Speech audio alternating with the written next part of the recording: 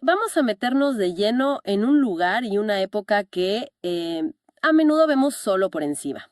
Sí, la Unión Soviética de los años 30. Exacto, en pleno apogeo del estalinismo. Pero la idea no es quedarnos en las purgas del partido o los grandes planes, ¿verdad? Para nada. La idea es bajar a la calle, entrar en las casas, en los departamentos comunitarios y tratar de entender cómo se vivía el día a día. ¿Cómo era ser una persona común y corriente en medio de todo eso? Justo. Y para eso nos basamos mucho en el trabajo de una historiadora increíble, Sheila Fitzpatrick. Ella se dedicó a buscar la experiencia humana en cartas, en diarios. Más allá de los archivos oficiales del Kremlin. Exactamente. Y complementamos su libro, La vida cotidiana durante el estalinismo, con otras historias que le ponen un rostro a la tragedia, como la del físico Lev Strum. Entiendo. O sea, nuestra misión hoy es entender esas contradicciones, ¿no?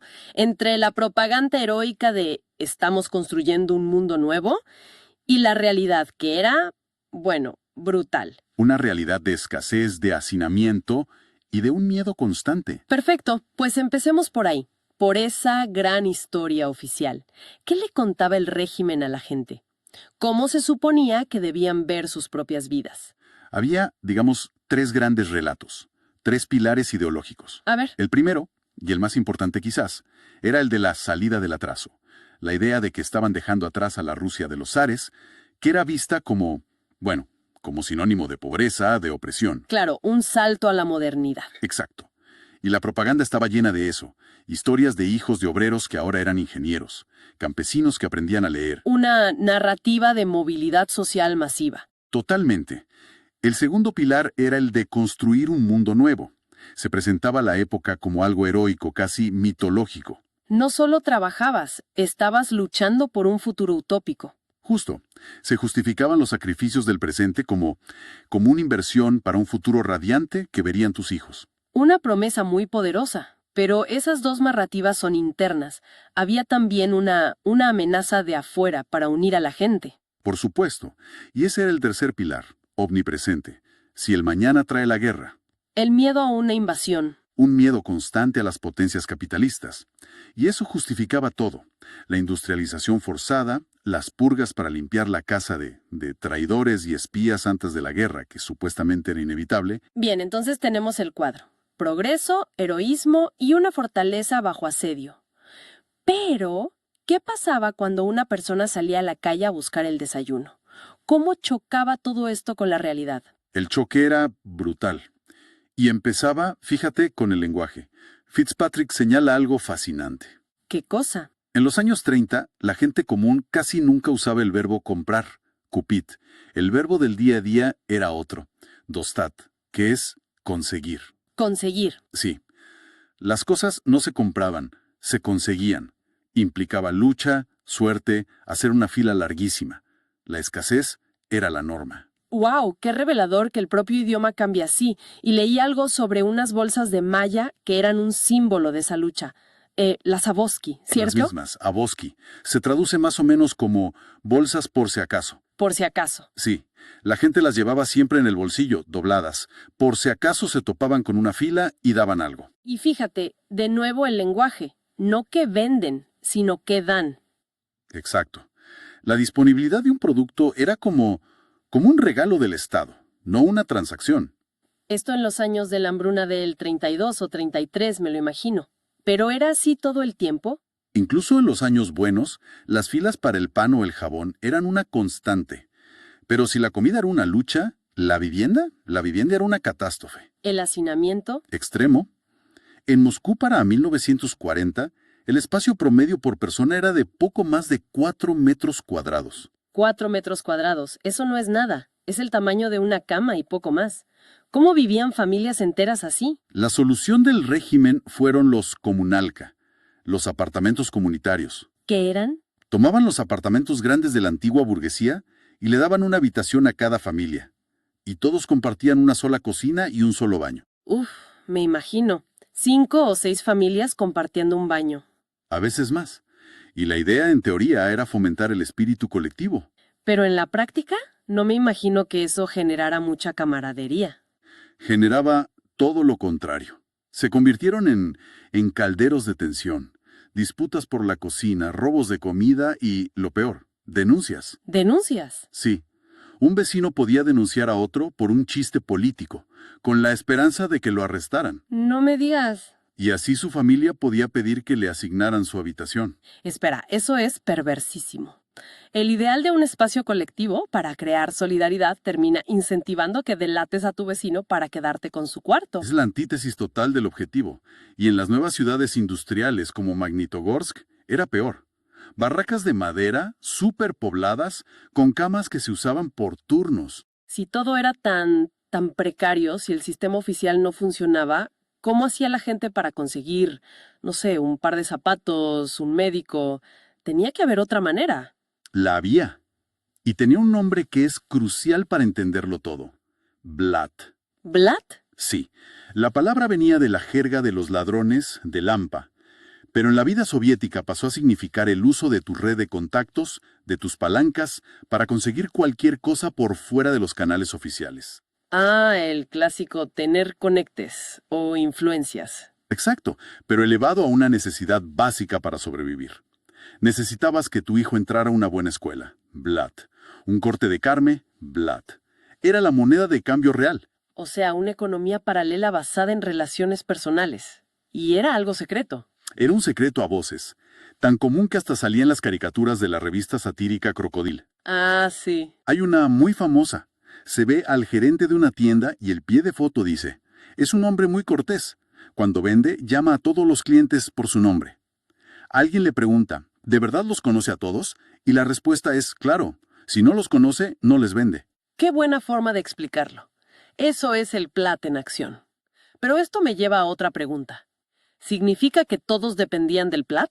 ¿O el propio sistema creaba privilegiados? Absolutamente. Y esa es otra de las grandes contradicciones.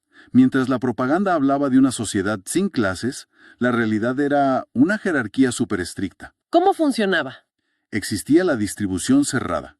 Ciertas fábricas, ciertos ministerios tenían sus propias tiendas y clínicas, mucho mejor abastecidas que las del resto. Tu acceso a los bienes dependía de tu lugar en la jerarquía. Y en la cima de esa pirámide supongo que los altos cargos del partido. Ellos, claro. Pero no solo ellos, también la inteligencia que el régimen necesitaba. Científicos importantes, escritores, artistas. Recibían mejores apartamentos, acceso a dachas, casas de campo, vacaciones en sanatorios. Una nueva élite, una clase roja. Sí, pero con una psicología muy particular. Fitzpatrick lo llama el reconocimiento erróneo del privilegio. Ellos no se veían a sí mismos como una nueva burguesía. ¿Cómo no? Si tenían auto, dacha. Es que técnicamente no poseían nada. El auto, la casa, los muebles.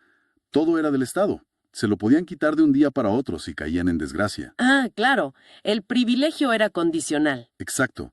Y esa precariedad les permitía decirse a sí mismos, somos gente sencilla, no tenemos nada. Era un autoengaño para reconciliar su vida con la ideología. Entiendo. ¿Y dónde entraban en todo esto los famosos estajanovistas? Esos súper trabajadores. Eran como celebridades ordinarias. El Estado nos premiaba no tanto con dinero, sino con bienes de consumo muy visibles. Un gramófono, un traje, un reloj. ¿Para que sirvieran de ejemplo? Eran la prueba viviente de que el sistema premiaba el esfuerzo. A cambio, claro, se esperaba que se volvieran más cultos, que fueran al teatro, que leyeran a Pushkin. Es como si el Estado no solo controlara la economía, sino que intentara microgestionar hasta los hábitos de la gente. Totalmente. Fitzpatrick lo llama la tutela estrecha. El Estado se sentía con el deber de intervenir en todo para civilizar a la gente. Y hay ejemplos que son absurdos. A ver, cuenta uno. Por ejemplo, el director de una fábrica que emite una orden prohibiendo a los obreros afeitarse en sus casas. ¿Perdón? ¿Y eso por qué? Para obligarlos a usar la nueva peluquería de la planta. O el presidente de un kolhós, una granja colectiva, que ordena que todas las familias pongan 2 macetas con geranios en la ventana. ¿Geranios? ¿Y eso para qué? Porque supuestamente ayudaba a combatir el reumatismo. No puedo creerlo. O mi favorito, una ordenanza en Stalingrado que multaba a la gente por subir al tranvía con la ropa de trabajo sucia. El objetivo era fomentar una actitud culta. El Estado estaba en todas partes. Y este mismo Estado que se preocupaba por las macetas también decidía quién era un héroe y quién un enemigo. Exacto. Los grandes héroes sin duda eran los aviadores y los exploradores polares. Eran las águilas de Stalin. Se les veía como los héroes épicos de los cuentos rusos, pero modernos. Y junto a los héroes estaba esa idea de la pereikovka, la reforja, ¿no? De que se podía transformar a la gente. Sí, una idea central y muy contradictoria. La propaganda decía que el hombre podía ser rehecho. El gran ejemplo fue la construcción del canal del Mar Blanco-Báltico. Que se hizo con prisioneros del Gulag. Así es, y un libro famoso, escrito por grandes autores, glorificaba el proyecto diciendo que a través del trabajo duro, los criminales comunes, ladrones, prostitutas, podían ser reforjados en ciudadanos útiles. Pero ahí hay una contradicción gigante. O sea, un ladrón puede ser reforjado, pero al mismo tiempo el Estado creaba categorías de gente que eran enemigos solo por su origen. Diste en el clavo. Esa es la gran hipocresía.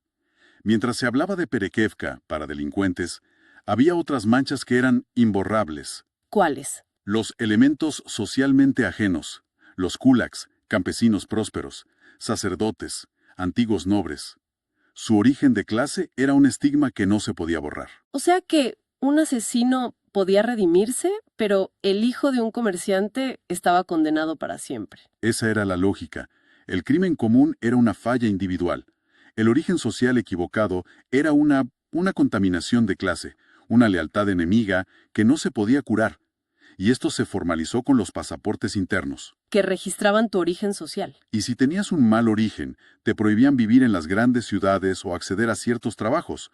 Eras un ciudadano de segunda. Y esto se llevó a extremos terribles, como con la historia de Pavlik Morozov. El caso más siniestro. Un niño de 13 años convertido en mártir por el régimen. La historia oficial es que denunció a su propio padre por ayudar a los kulaks. Y lo mataron por eso. Supuestamente su propia familia, en venganza. El Estado lo convirtió en un santo. El mensaje era brutalmente claro. Tu lealtad es primero al Estado, no a tu familia. Esta mentalidad de enemigos imborrables nos lleva directo al periodo más oscuro, ¿no? El Gran Terror de 1936 a 1938. Exactamente. Es la culminación de todo. Vemos los procesos de Moscú, donde la vieja guardia bolchevique, los compañeros de Lenin, confiesan ser espías fascistas, cosas inverosímiles. Y uno siempre se pregunta cómo lograban esas confesiones. Más allá de la tortura física, ¿cómo los quebraban? Era una combinación. Palizas, no dejarlos dormir por semanas, pero el arma más efectiva era psicológica. Las amenazas contra sus familias. Ah, A Lev Kamenev, por ejemplo, le trajeron a su hijo adolescente. Le dijeron que si no confesaba, lo ejecutaban. Kamenev se derrumbó, firmó todo. y salvaron al hijo. No, ejecutaron a Kamenev y poco después también a su hijo. ¡Qué horror! Pero el terror no se limitó a la élite. ¿Cómo se extendía al resto de la sociedad? Se basaba en cadenas de asociación. Si arrestaban a alguien, sus amigos, sus colegas, su familia, todos se convertían en sospechosos. Se creaban cuotas de arrestos. ¿Sí? Y lo más perverso es que el régimen usó el resentimiento popular contra la burocracia para justificarlo. Cuando cayó un jefe, los periódicos publicaban sobre sus lujos, su dacha. La gente leía eso y pensaba, ¿se lo merecía? Sin ver que el terror podía golpear a cualquiera. ¿Y cómo afectaba esto, por ejemplo, a un científico, a alguien que no era político? El caso de Lev Strun es un ejemplo perfecto. Un físico brillante, profesor. No tenía historial de oposición. De hecho, sirvió de prototipo para el protagonista de la novela Vida y Destino de Grossman. ¿Y qué le pasó? En 1936 lo arrestaron con acusaciones absurdas y lo ejecutaron. Su historia demuestra que el terror era arbitrario. Cualquiera podía caer. Y si arrestaban a tu vecino, a tu colega, ¿qué hacía la gente? La reacción más común, y la más trágica para la sociedad, era el aislamiento. La familia del arrestado se convertía en paria, en portadora de la plaga. Nadie les hablaba. Nadie se atrevía, ni a ofrecerles ayuda, ni a mirar a los ojos a la esposa de un enemigo del pueblo. Hacerlo podía significar que el siguiente eras tú. Es casi tan cruel como el arresto mismo. El Estado te borraba y obligaba a la sociedad a borrar a tu familia. Exacto. Las familias perdían todo. Se quedaban solas, estigmatizadas, en la miseria. El terror funcionaba rompiendo los lazos de confianza más básicos. Al final lo que nos queda es un retrato de una complejidad abrumadora. No era solo opresión, era una mezcla de idealismo, sobre todo en los jóvenes, y un cinismo profundo. De construcción heroica y destrucción brutal, todo al mismo tiempo. Y en medio de eso la gente tuvo que desarrollar unas habilidades de supervivencia muy particulares. El Homo soviéticos. Ese mismo. Una persona que aprendió a leer entre líneas, a desconfiar de lo oficial, a decir una cosa en público y pensar otra en privado, a navegar el blat, a sobrevivir. Y esto me deja con una reflexión final.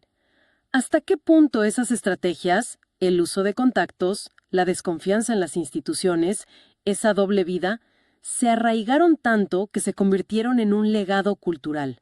Esa es la gran pregunta. Un legado que quizás perduró mucho más allá del estalinismo. Que moldeó las interacciones sociales por generaciones. Sí. Y la pregunta más inquietante. ¿Cómo se recupera una sociedad cuando el terror la obliga no solo a ser víctima, sino también a ser cómplice, aunque sea a través del silencio de darle la espalda al vecino? Es una herida cuya cicatriz, me parece, sigue visible hoy.